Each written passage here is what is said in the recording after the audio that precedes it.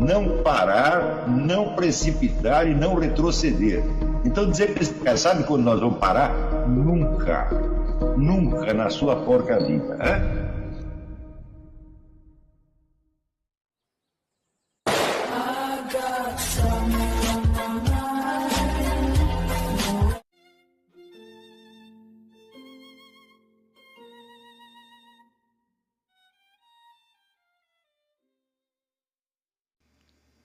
E aí pessoal, tranquilo?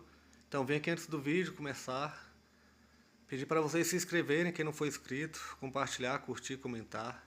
Quem puder seja membro do canal, que isso ajuda bastante. Tem também o link do Apoia-se. Quem puder ajudar nosso canal e apoiar financeiramente vai ser muito bem-vindo.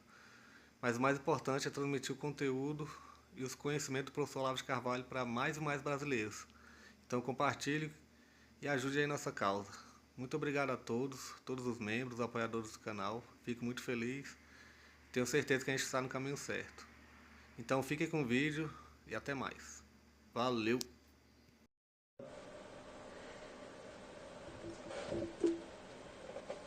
Você não vai discutir com o autor, você não vai querer saber se ele está certo ou errado. Você vai incorporar isso aqui como se fosse uma ideia que lhe ocorreu a você. Como se não foi uma coisa que você leu no Lila Velho, foi uma coisa que você pensou. E em seguida você vai voltar àquilo, não para discutir, não para analisar logicamente, mas para buscar o equivalente experiencial do que ali está colocado como conceito abstrato. Então você vai fazer a experiência, essa experiência vai ser tomar duas direções ao mesmo tempo. Primeiro você vai tentar suprimir o ser. É claro que você não vai conseguir, mas você tem que experimentar. Você vai ver que se você suprimir imaginariamente tudo, tá certo? Você verá que ainda sobra muita coisa. Sobra, por exemplo, a sua respiração. Você não vai parar de respirar enquanto faz esta experiência. Quer dizer, não é só o penso, logo existo do Descartes. Tem muita coisa além do pensamento que sobra. É coisa que você não consegue suprimir, sobretudo, a sua própria presença.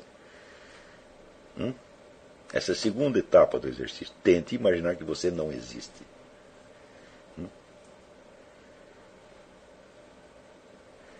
Tente, faça uma força. Muito bem. Depois de você ter feito isso durante algum tempo, partimos para outra direção do exercício. Você tentou suprimir o ser.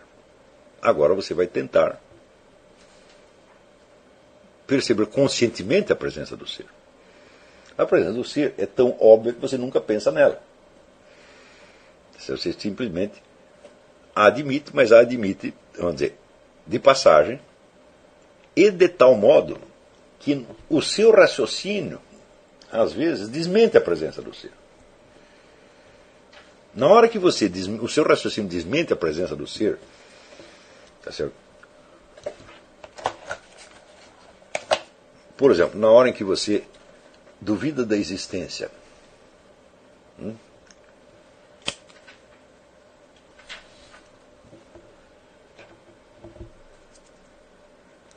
o que você está fazendo? Você está rompendo a ligação entre pensamento e experiência. Você está mentindo. Está aprendendo a mentir.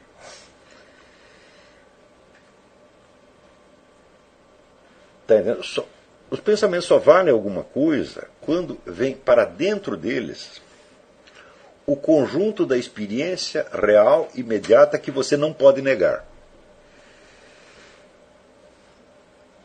Está compreendendo? Claro, tem coisas que podem sumir da sua memória. Mas elas sumiram da sua memória não quer dizer que elas sumiram da existência. Você sabe que elas estão lá. Mas quando você esquece alguma coisa, por exemplo, onde deixei a chave do carro? Você só pode fazer esta pergunta porque você sabe que a chave do carro existe. Ela não está acessível a você, ela não é objeto de experiência imediata, mas ela faz parte do mundo da experiência. Então, na hora em que você procura uma coisa que você não sabe onde deixou, você está admitindo uma situação temporária de divisão que você está atravessando. Uma parte do real está parecendo irreal, mas você sabe que é real. Está compreendendo? Então,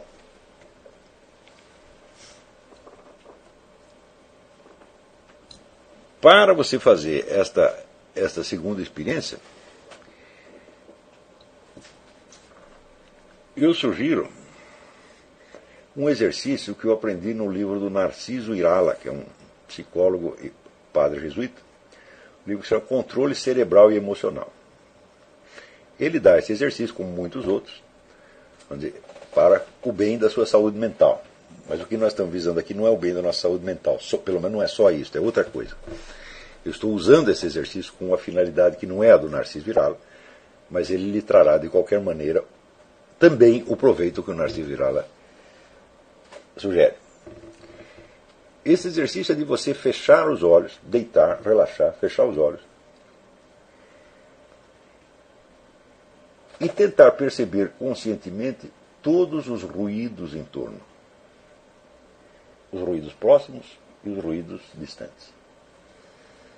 E aí você verá como há uma infinidade de ruídos que você não está percebendo conscientemente, mas também não pode se dizer que você não percebia de maneira alguma. Você percebia no fundo. Ou seja, não eram ruídos importantes para a sua ação imediata, eles constituem o fundo da sua ação imediata. Existe o cenário próximo onde você está agindo, e existe, vamos dizer, o ambiente em torno, que se prolonga como uma série de círculos concêntricos, de modo que os ruídos vão se tornando cada vez mais imperceptíveis, mas eles estão lá.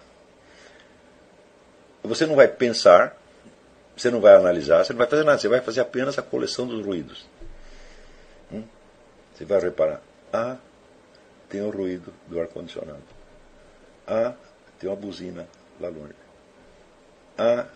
Tem um cachorro latindo. Tem um passarinho piando. Está entendendo? Os mais mínimos ruídos. Esse exercício é somente de percepção passiva. Você vai só perceber aquilo que você já estava percebendo no fundo. E simplesmente aquilo que está no fundo você vai trazer para frente. Não é para pensar nada, é só para perceber.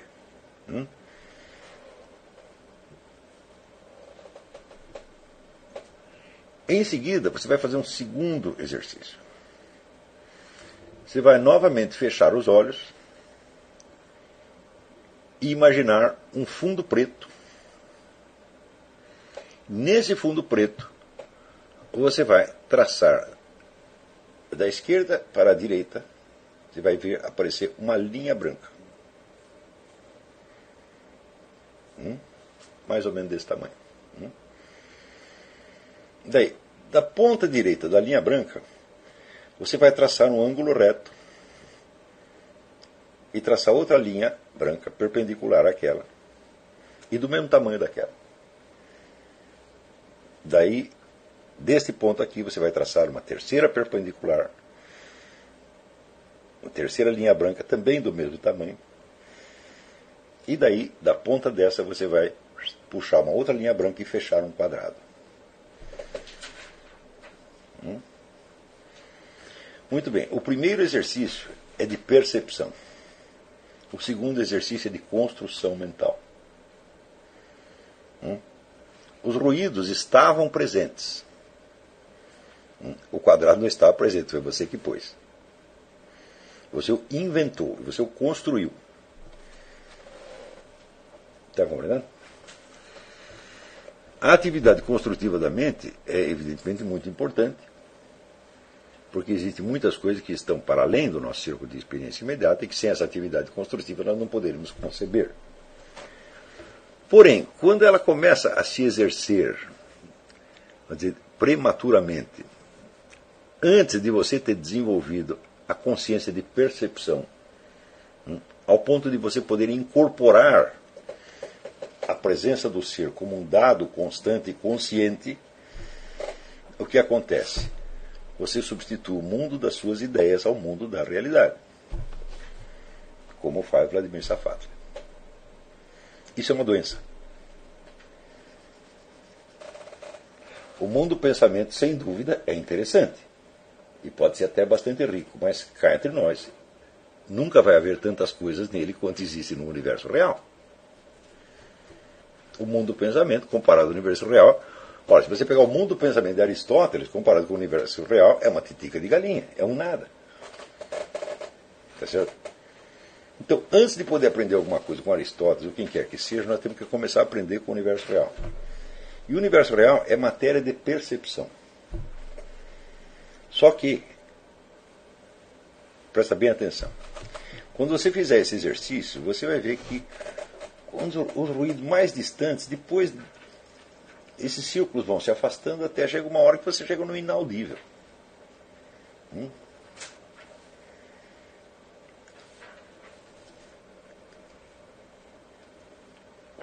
Mas preste atenção que durante todo este exercício, você sempre soube que os ruídos saem de algum lugar.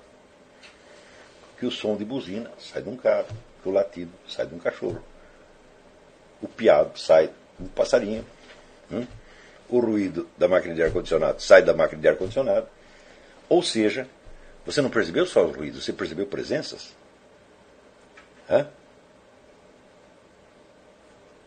Está entendendo?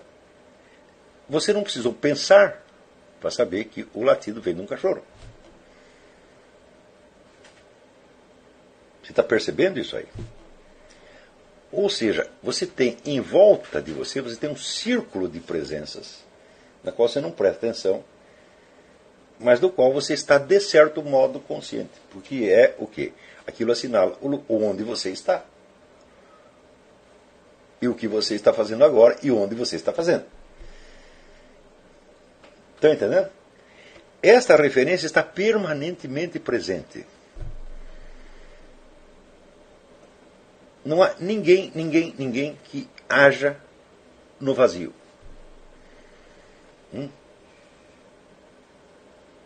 E esta percepção de presença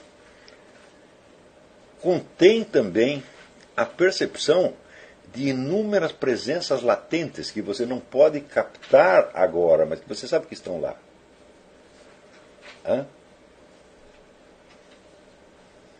Por exemplo, se todas as criaturas estavam emitindo barulho, é porque elas estão em algum lugar do espaço. E você sabe disso. Não é uma conclusão que você tira. Na hora que você percebe que o ruído está longe, o ruído está longe. Ué, o longe não é um ruído, é uma referência espacial. Como é que você poderia distinguir entre os vários ruídos, mais próximos e mais distantes, se não estivesse implícita a presença do espaço?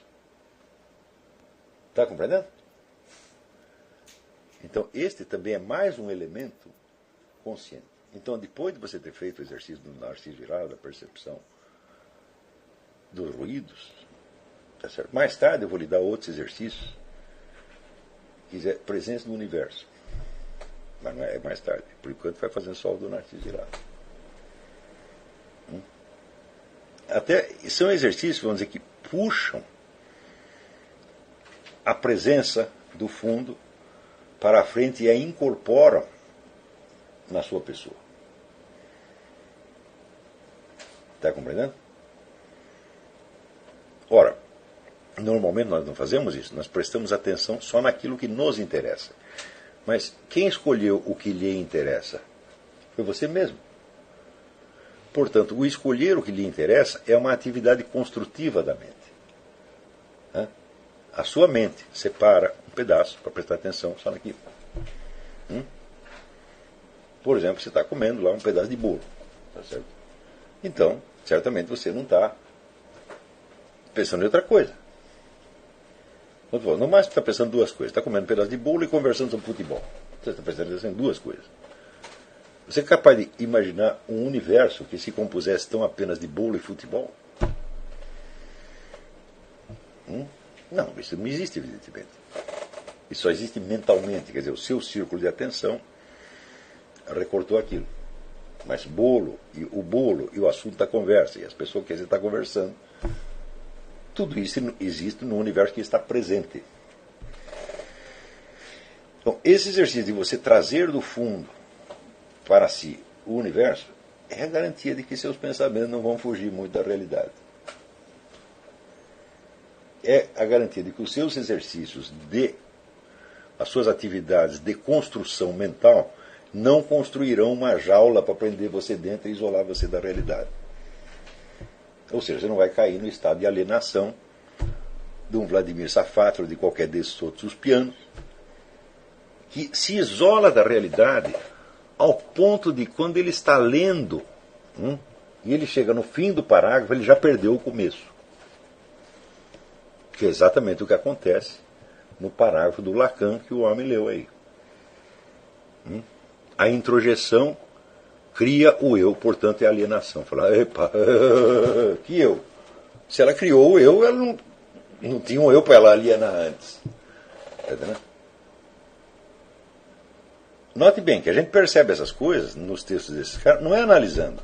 Essa percepção é imediata.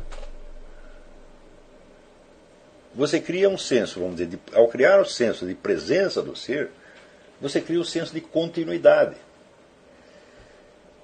Porque a nossa mente, a nossa memória, ela é toda picotadinha. Ela não te dá as coisas de maneira contínua. Elas são contínuas na realidade. Né? Por exemplo, se você conta a sua vida, você não vai contar tudo o que passou na sua vida. Você vai contar só aqueles pedaços que lhe parecerem interessantes. Né? Mas, e no intervalo? Você cessou de existir? Você foi abduzido? Não, você continua existindo. E esta continuidade da sua existência é a base em cima da qual você opera as seleções.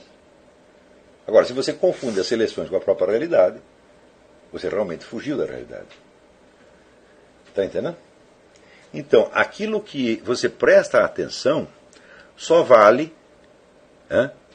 Aquilo que você recorta como objeto da sua atenção só vale quando sabe que aquilo está colocado no fundo permanente daquilo no qual você não presta atenção. Está entendendo? Do mesmo modo que hoje se fala tanto, vamos dizer, de comunicação não verbal. É claro que existe comunicação não verbal. E quando você diz alguma coisa, para dizer alguma coisa, você tem que estar fisicamente presente. Mas a sua presença física não faz parte da mensagem verbal. Ela é a base da mensagem verbal. Então, vamos dizer, o mundo do verbal, daquilo que é dito, daquilo que é pensado, etc., ele é um recorte de dentro do mundo da experiência real. E para além do mundo da experiência real, existe o mundo presente que não é objeto de experiência, mas que está ali presente. O exemplo mais óbvio é o seguinte: as pessoas com quem você conversa, você só as está olhando de fora. Você não está vendo o interior dos corpos delas. Você não está olhando o estômago, o pulmão, os intestinos, etc., o cérebro. Você não está vendo nada disso. Agora, suponha por um momento que essa pessoa não tem nada disso. Que elas são apenas formas ocas. E dentro do corpo dela não tem nada, é um vazio. É macabro, é aterrorizante. Ou seja, você não está vendo os órgãos internos dela, você não está vendo o funcionamento interno, mas você conta com isto. Isso está presente. E note bem, isso não é uma conclusão que você tira. Nós estamos agora pensando sobre isto, mas não é através do pensamento que você sabe isto. É através do senso de presença. Então, esse exercício eles vão fazer você recuar do mundo do pensado para o mundo do percebido. E do mundo do percebido para a consciência de presença. Está entendendo? Depois disso, quando vocês lerem esta frase, há uma experiência inicial que está implícita em todas as outras e que dá a cada uma delas a sua gravidade e a sua profundeza. Sua profundidade é a experiência da presença do ser. Aí vocês sabem do que ele está falando.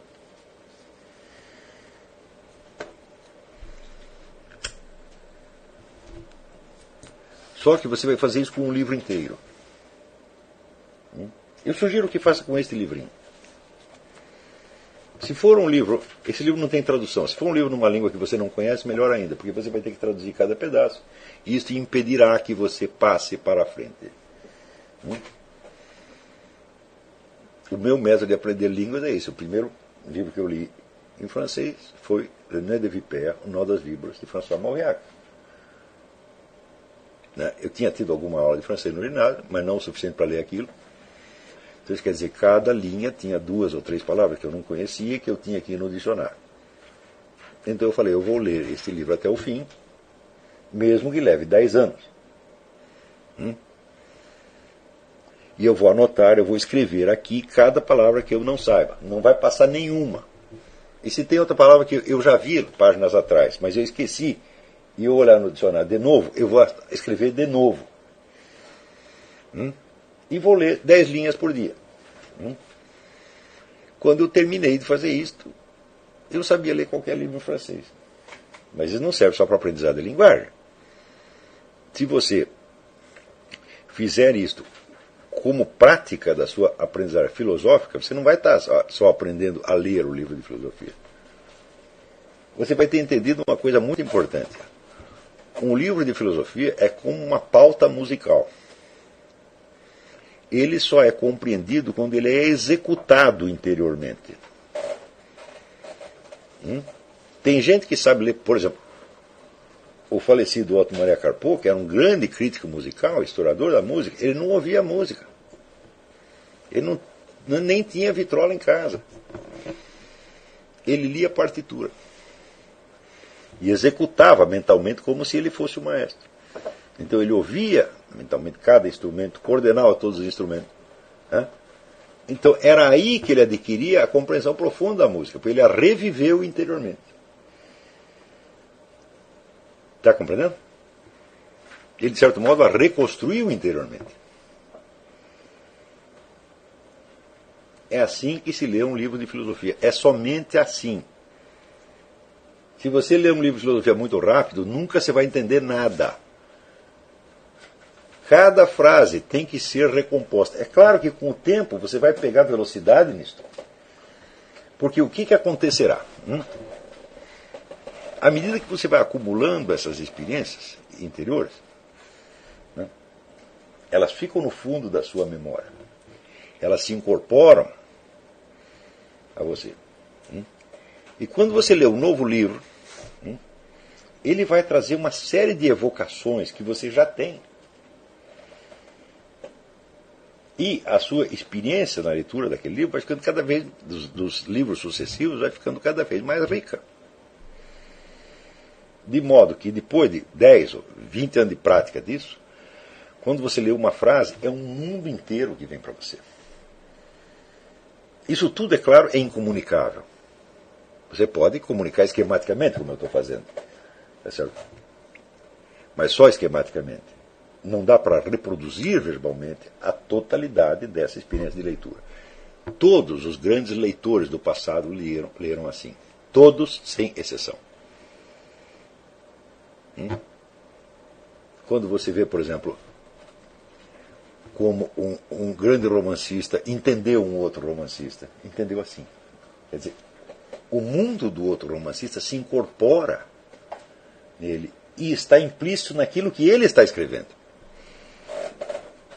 Eu estava lendo agora mesmo, quando vinha no carro, eu estava lendo a introdução aos romances completos de François Mauriac, que é um autor que eu adoro. Foi o primeiro autor que eu li em francês. Ele é um mestre, um guru da arte do romance. O cara sabe fazer um romance como raríssimo, sabe? E ele, por sua vez, é um grande leitor de Balzac. E aconteceu o seguinte, você sabe que o Balzac, ele escreveu um livro, depois escreveu outro, várias histórias. E aquelas histórias foram se cruzando. E de repente ele percebeu que ele não estava escrevendo romance, ele estava escrevendo, vamos dizer, um mapa inteiro da sociedade francesa.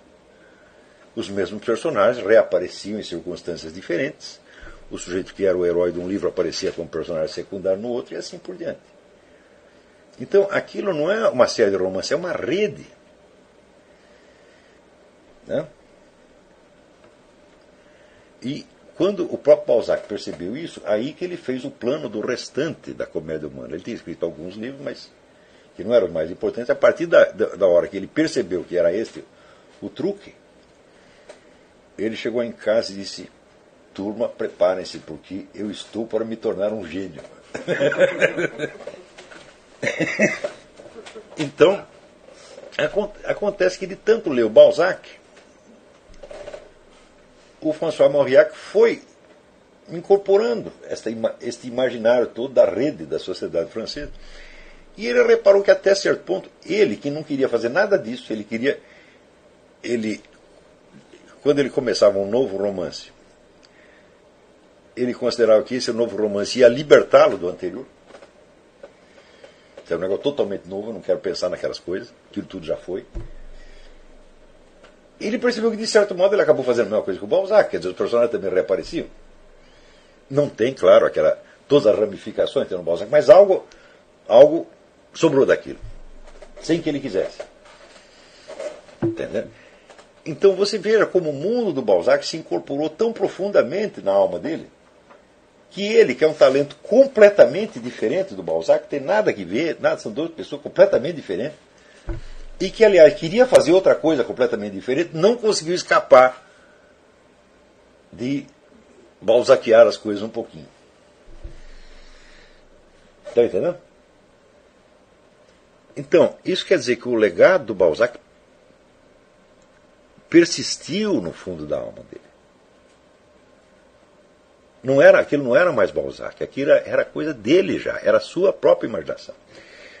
Ou seja, a leitura de Balzac, de Shakespeare, de Homero, etc., foi abrindo janelas dentro da alma dele. Essas coisas lidas se tornam instrumentos de percepção e fornecedores de um oceano de analogias, de associações de ideias, que se torna o quê? O seu imaginário. Este imaginário, ele na sua totalidade não é transmissível. Nenhum escritor jamais conseguiu botar no papel tudo que estava no imaginário dele. Também nenhum filósofo conseguiu colocar ali todas as ideias que teve. Mas isto é a sua personalidade. Isto é o seu legado. A partir daí, você é alguém. Você tem uma existência anímica. Você está entendendo? Normalmente, vamos dizer, nós somos tão alheios a nós mesmos que o único sinal de continuidade de nós com nós mesmos é o nosso corpo. Quando você acorda, você está com o mesmo corpo. É isso? No mesmo lugar que você dormiu na véspera, a não ser que alguém tenha te transportado para outro lugar de sacanagem. Né? Tinha um amigo que a gente gostava de fazer isso. A gente pegava os caras que iam dormir lá, a gente dava soporífero para eles e botava a cama deles na praia. A gente dormia dentro de casa e acordava na praia.